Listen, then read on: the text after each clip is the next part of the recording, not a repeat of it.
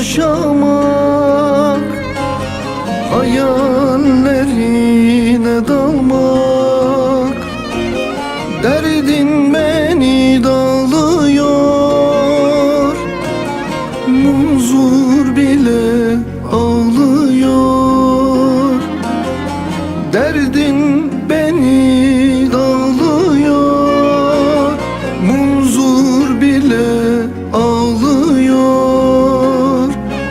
Gözlerim kan içinde güle, bedenim kur içinde güle. Yaşamak ne de zormuş, ağlarken güle diye. Gözlerim kan içinde güle, bedenim kur içinde güle. Yaşamak ne de zormuş, ağlarken güle diye.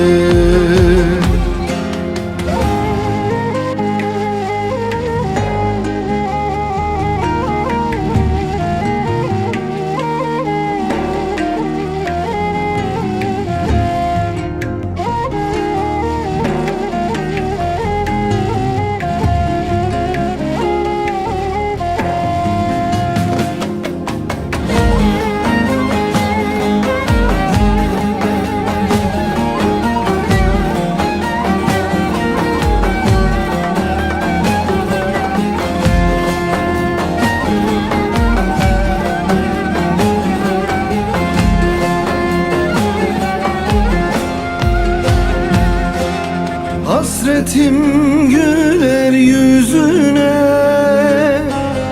bir çift tatlı sözüne.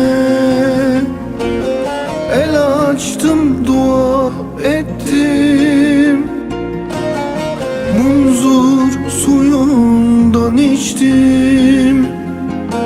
El açtım, dua ettim, munzur suyundan içtim. Gözlerim kan içinde güle, bedenim kur içinde güle. Yaşamak ne de zormuş, ağlarken güle diye. Gözlerim kan içinde güle, bedenim kur içinde güle.